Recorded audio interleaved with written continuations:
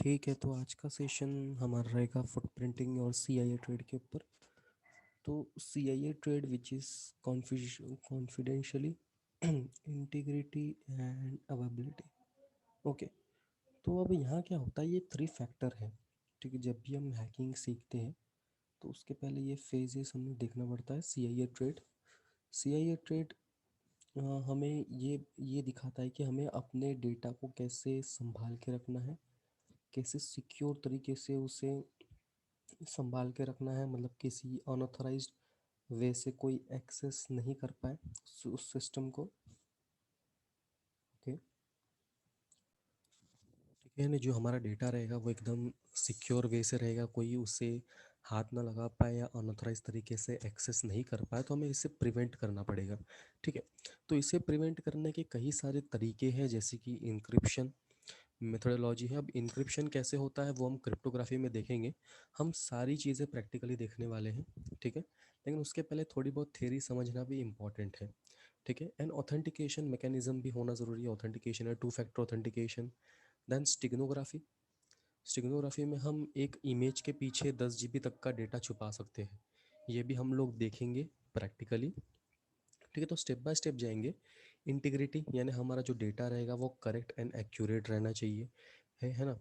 इसके अंदर भी हमें इंक्रिप्शन लगाना पड़ेगा, हैशिंग यूज़ करना पड़ेगा, डिजिटल सिग्नेचर यानी जो भी हम लोग पासवर्ड पुट करते हैं, देन स्ट्रॉन्ग ऑथेंटिकेशन। देन अब बात आती है अवेबिलिटी की। हमारा जो डेटा है वो हमारे लिए अवेलेबल होना चाहिए जब भी हम उसे यूज़ करें। सपोज़ हमारे पास SSH पोर्ट है उस डेटा को एक्सेस करने के लिए, एंड FTP पोर्ट है, या VNC सर्वर है, या मैं बोलता हूँ गूगल ड्राइव है। ठीक है, तो हमें हमारे लिए तो डेटा एकदम अवेलेबल चाहिए, तो हमें ये चीज़ को तो एक्सेस करना ही पड़ेगा। लेकिन ये चीज़ हमारी सिक्योर होनी चाहिए। जो भी पासवर्ड यहाँ पे पुट किया गया है, जो भी इंक्रिप्शन यहाँ पे पुट किया गया है वो सिक्योर होना चाहिए। अदरवाइज हैकर अपने पासवर्ड्स को हैक करके वो डेटा को ले सकते हैं। ठीक है, तो मैं इतना डिटेल में ये सब चीज़ों में नहीं जाऊँगा, सिंपल सी मैंने बात बता दी कि सीआईए ट्रेड असल में होता क्या है। अब फेजेस ऑफ हैकिंग, जब भी हम लोग हैकिंग सीखते हैं तो कैसे सीखते हैं। फर्स्ट इंफॉर्मेशन गैदरिंग होता है, फुट प्रिंटिंग। हम यहाँ पे आगे वाले के बारे में इंफॉर्मेशन गैदर करते हैं फ्रीली अवेलेबल सोर्स से। देन बात आती है स्कैनिंग की। ये फेज़ ऐसा है हैकर के लिए, जो अटैकर क्या करता है, अब उस नेटवर्क को गेन करता है, या फिर वो पहले वाईफाई हैक करता है या उस नेटवर्क के अंदर एंटर करता है ताकि वो सारी इन्फॉर्मेशन ले सके। ठीक है, अब इसके अंदर कुछ मेथड्स होते हैं, जैसे कि प्री अटैक पोर्ट स्कैनिंग होती है, कोई सेंसिटिव पोर्ट्स ओपन है या नहीं है, जैसे कि SSH FTP, उसको भी हैक करना सीखेंगे हम।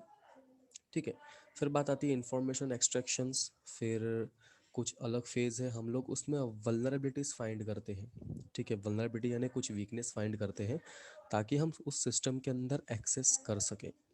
ठीक है, तो हमें पोर्ट स्कैनिंग करनी है, स्निफिंग कर सकते हैं हम। स्निफिंग यानी man in the middle attack, हम दो लोगों के बीच में क्या कन्वर्जेशन हो रहा है वो भी हम चेक कर सकते हैं।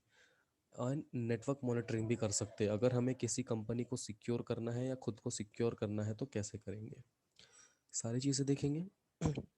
देन आगे आते हैं गेनिंग एक्सेस में, यानी हमें जो वीकनेस है, जो भी वल्नरेबिलिटी है, हमें उसको लेकर के उस आगे वाले सिस्टम को एक्सेस करना है।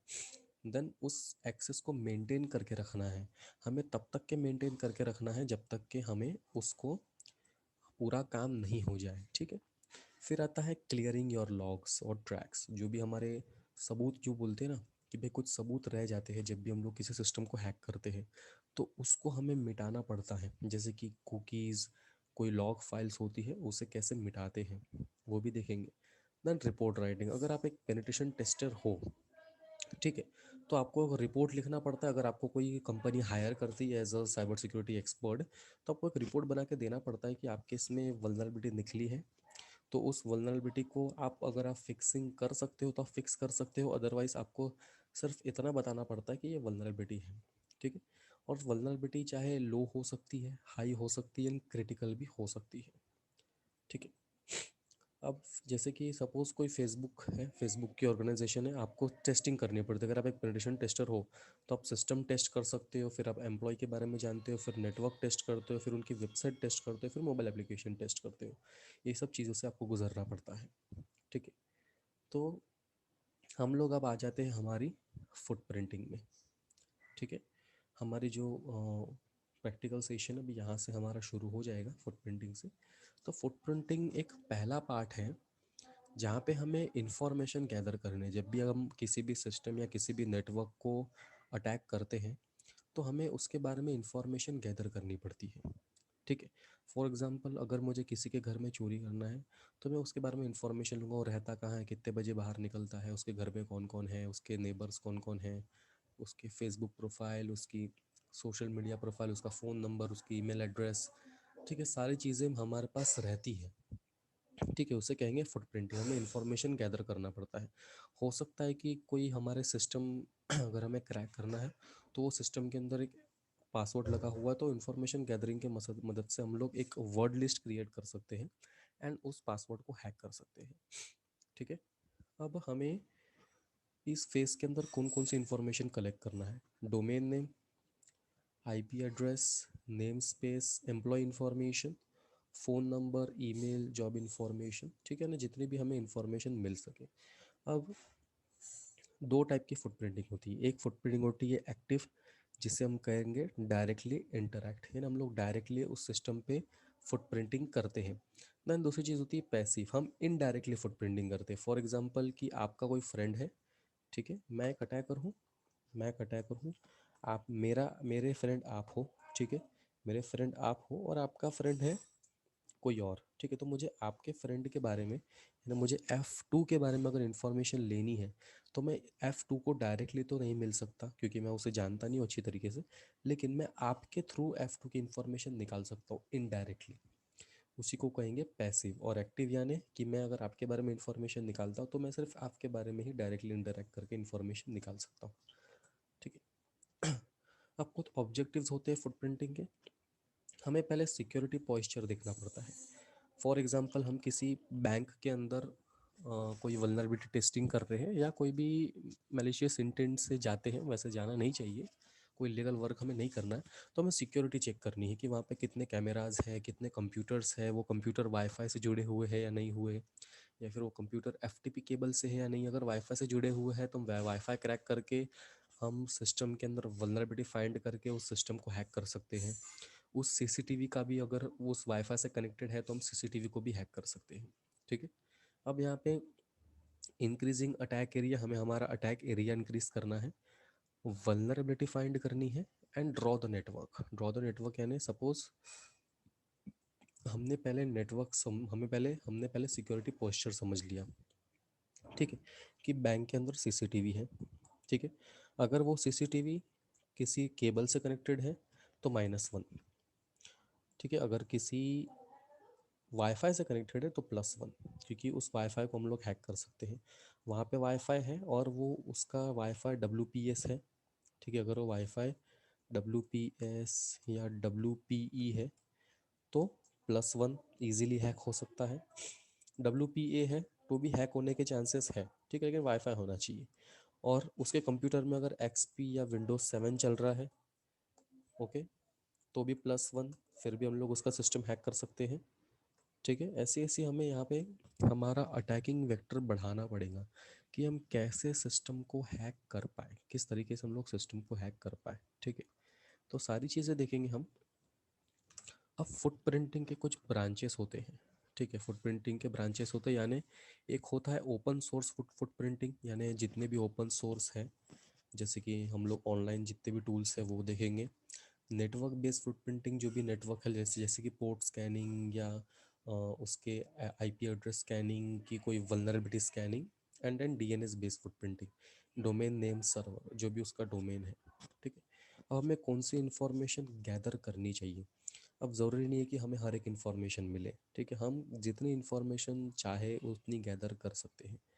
फॉर एग्ज़ाम्पल टारगेट के बारे में पता होना चाहिए, टारगेट की आईपी एड्रेस, टारगेट का डोमेन नेम, उसके सब डोमेन्स, उसका नेटवर्क स्ट्रक्चर, उसकी valid IP address, TCP UDP, network protocol, user name and password अगर हमें मिले तो, ईमेल एड्रेस, ऑर्गेनाइजेशन की हिस्ट्री, अगर उसकी कोई मोबाइल या वेबसाइट है तो उसके बारे में भी जानना चाहिए, location, DNS info, digital certificates, then technologies. ठीक है, डिजिटल सर्टिफिकेट क्या है? ये एक तरीके का इलेक्ट्रॉनिक पासवर्ड है जो पर्सन को अलाउ करता है कि तुम वही इंसान हो या नहीं हो। ठीक है, वो एक ऑथेंटिकेशन के लिए यूज़ होता है। अब फुटप्रिंटिंग की काफ़ी सारी मेथडोलॉजी है जो हम एक ही इसमें देख लेंगे सारी चीज़ें। ठीक है, क्योंकि हम लोग एथिकल हैकिंग पढ़ रहे हैं, तो हम लोग फुटप्रिंटिंग सर्च इंजन से कर सकते हैं, गूगल हैकिंग से कर सकते हैं। गूगल हैकिंग का मतलब ये नहीं हमें गूगल को हैक करना है, गूगल का यूज़ करके हमें फुटप्रिंटिंग करनी है। सोशल नेटवर्किंग साइट से फुटप्रिंटिंग करनी है, वेबसाइट से, ईमेल से, comparative intelligence, who is server, DNS footprinting, network footprinting and social engineering, सारी चीज़ें हमें देखनी है। ठीक है, अब इसके कुछ टाइप्स होते हैं। एक होता है सुडोनोमस फुटप्रिंटिंग, जो ऑनलाइन सोर्स से हम लोग फुटप्रिंटिंग करते हैं। फिर होता है इंटरनेट फुटप्रिंटिंग, हम इंटरनेट का यूज़ करके फुटप्रिंटिंग करते हैं, जैसे कि Google hacking, Google searching, Google application. तो इससे हम लोग प्रैक्टिकली देखते हैं कि कैसे हम लोग रिकॉर्ड्स निकालते हैं। ठीक है, और कैसे उसे मैनेज करते हैं। ओके, तो हम लोग काफ़ी टूल्स का इस्तेमाल करेंगे। तो देखो हमें यहाँ पे कौन सी टूल्स यूज़ करने हैं हमारे एथिकल हैकिंग में। Whois tool, Netcraft, Wayback Machine, hunter.io, CRT.sh, DNS server. ठीक है, तो ये सब चीज़ें हमें यहाँ पे देखनी है। फिर स्कैनिंग आता है। ठीक है, तो पहले हम लोग फुटप्रिंटिंग देख लेते हैं। ठीक है, तो फुटप्रिंटिंग में कुछ ऑफलाइन टूल्स भी हैं, पहले हम लोग ऑनलाइन टूल्स देख लेते हैं जो हमें यूज़ करनी है और इन्फॉर्मेशन गैदर करना है। ठीक है, तो मैं इन्फॉर्मेशन पुट कर लेता हूँ कहीं पे भी जो भी मुझे चाहिए। ठीक है, अब मैं कोई भी एक टारगेट ले लेता हूँ, क्रोम, मतलब क्रोम एप्लीकेशन है, हम इसे टारगेट नहीं लेते हैं, टारगेट लेते हैं कोई भी एक ऑर्गेनाइजेशन को, लाइक प्रेरणा कॉलेज ले लेते हैं।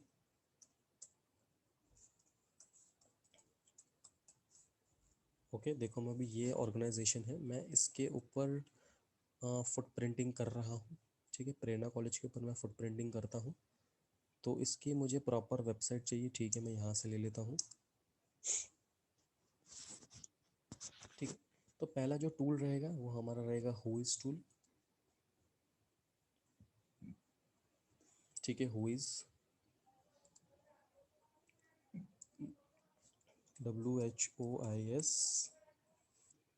ठीक है, तो देखो यहाँ पे मेरे पास ये वेबसाइट है whoisdomaintools.com, तो ये आपको यूज़ करना है। ठीक है, अब देखो प्रेरणा कॉलेज की वेबसाइट हमें पहले देखनी है। ठीक है, तो इसका कनेक्शन टाइम आउट इसलिए शो कर रहा है क्योंकि इसका होस्ट अभी तक एक्टिव नहीं है।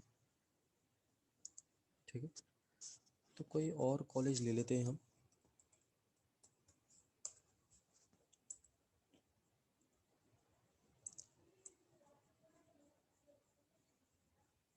ठीक है, आपके पसंद की आप कोई भी कॉलेज ले सकते हो। अगर मैं किसी पाकिस्तान की कॉलेज लेता हूँ, ठीक है,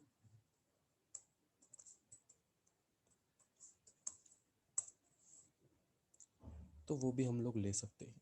ठीक है, तो कोई भी आप कॉलेज ले सकते हो पाकिस्तान की, जो भी आपको कॉलेज पसंद हो, वैसे तो मुझे एग्जैक्टली पता नहीं है। तो चलो यूनिवर्सिटी ये ले लेते हैं, पाकिस्तान कॉलेज ऑफ लॉ।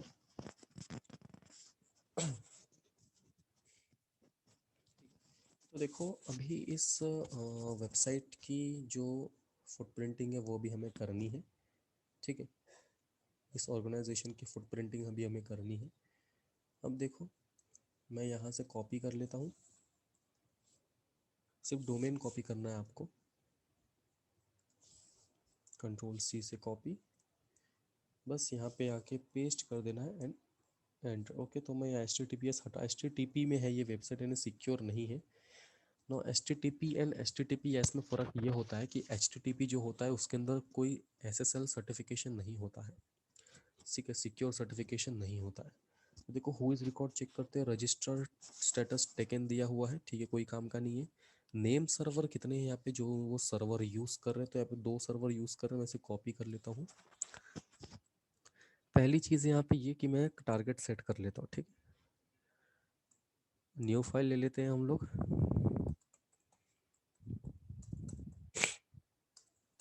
ये हमारा टारगेट है, हु इज़ रिकॉर्ड निकालना है हमें, ठीक है। तो यहाँ से 2 सर्वर हैं, मुझे जो कॉपी जितने मुझे इन्फॉर्मेशन मिलते हैं वो मैं लेते जाऊँगा, ठीक है। देखो आईपी एड्रेस मिला है। अब देखो ये आईपी एड्रेस 70 अदर साइट में भी होस्टेड है, ठीक है। यानी ये आईपी एड्रेस किसी और साइट में भी होस्ट किए गए हैं, ठीक है। इसकी आईपी लोकेशन जो है वो लोकेशन यहाँ की नहीं है, वो लोकेशन उस सर्वर की है, ठीक है। जो सर्वर इन्होंने लिया है वो सर्वर की आईपी लोकेशन है ये।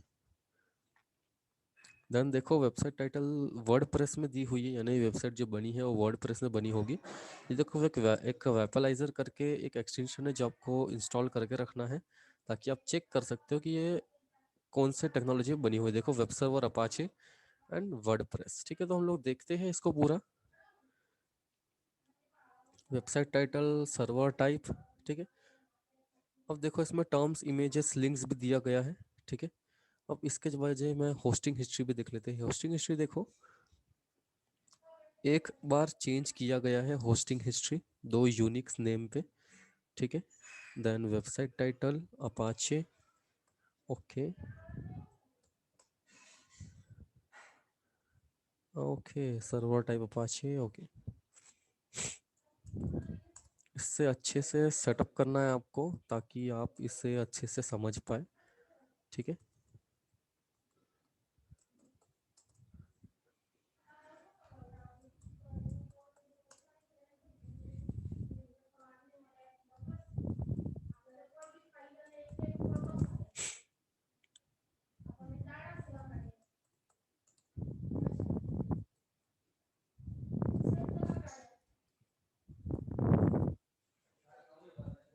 ओके, तो देखो यहाँ पे कुछ टर्म्स दिए हुए हैं, वो एप्लीकेशन में टोटल कितने लिंक हैं और कितने इमेजेस हैं, वो चीज़ें यहाँ पे दी गई है, ठीक है। बस ये कुछ काम का नहीं है। फिर और नीचे जाओ तो देखो यहाँ पे नोट दिया हुआ है, the registry of this domain does not publish ownership record. यानी यहाँ पे कोई भी चीज़ पब्लिश नहीं की गई है, कोई एप्लीकेशन नहीं है, कोई ईमेल एड्रेस नहीं है, ना ही कोई कॉन्टैक्ट नंबर है, ठीक है। अगर मैं कोई और ले लेता हूँ, जैसे कि कोई और कॉलेज अगर मैं देखता हूँ, प्रेरणा कॉलेज ले लेता हूँ, ठीक है। तो ऐसा ज़रूरी नहीं है कि हमें सारी इन्फॉर्मेशन मिल सकती है, बट हमें कुछ इन्फॉर्मेशन मिल सकती है, ठीक है। तो देखो ऑर्गेनाइजेशन प्रेरणा सेवा मंडल, और चलो नीचे देखते हैं। देखो यहाँ पे हमें, यहाँ पे देखो email address, personal email address मिल गया है। उसका पर्सनल एड्रेस मिल चुका है एंड पर्सनल कॉन्टैक्ट नंबर मिला है, ठीक है। तो ये देखो यहाँ हो, इसके नीचे काफ़ी सारी चीज़ें हैं, यहाँ पे personal email address, personal contact number, तो ये चीज़ हमें यहाँ पे मिल सकती है, ठीक है। लेकिन आपको किस तरीके से करना है वो मैं आपको दिखा दे रहा हूँ, ठीक है। तो देखो ये चीज़ भी आपके लिए इम्पॉर्टेंट है, आपकी पर्सनल ईमेल एड्रेस भी इम्पॉर्टेंट है, अटैकर उसका यूज़ कर सकता है। पर्सनल फ़ोन नंबर भी यहाँ पे नज़र आता है, ठीक है। लेकिन हम लोग फ़िलहाल पाकिस्तान के कॉलेज की बात कर रहे हैं, तो हम इसी के ऊपर फोकस करेंगे, ठीक है। तो हुई सर्वर इसी से काम करता है, जो भी हमें यहाँ पे इंफॉर्मेशन मिलती है। तो फ़िलहाल हमें इसके अंदर इतनी ही इंफॉर्मेशन मिली है, ठीक है। कुछ ज़्यादा इन्फॉर्मेशन नहीं मिल पाई है। फिर भी मैं एक बार चेक कर लेता हूँ हु इस डोमेन पे। एक बार हमने अच्छे से देखा नहीं था उसे, मैंने कैंसिल कर दिया था, ठीक है।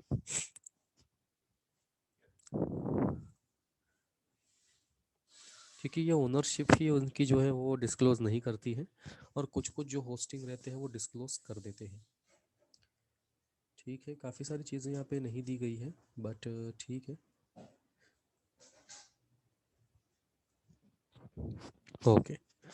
तो हमें जितनी इन्फॉर्मेशन मिली है उतनी हमें यहाँ पे निकालनी है, ठीक है। Cancel, okay.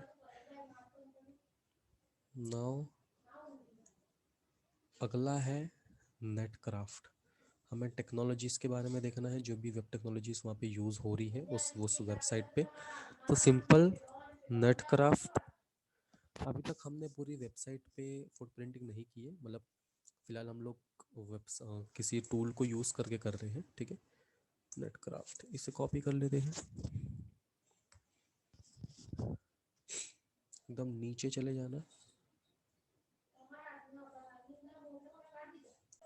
ओके, तो देखो यहाँ पे लास्ट में यहाँ पे यूआरएल है, कॉपी करके पेस्ट कर देना है सिंपल आपको। तो ये पूरा आपको देना है HTTP करके, देन मैं इसे सर्च करता हूँ।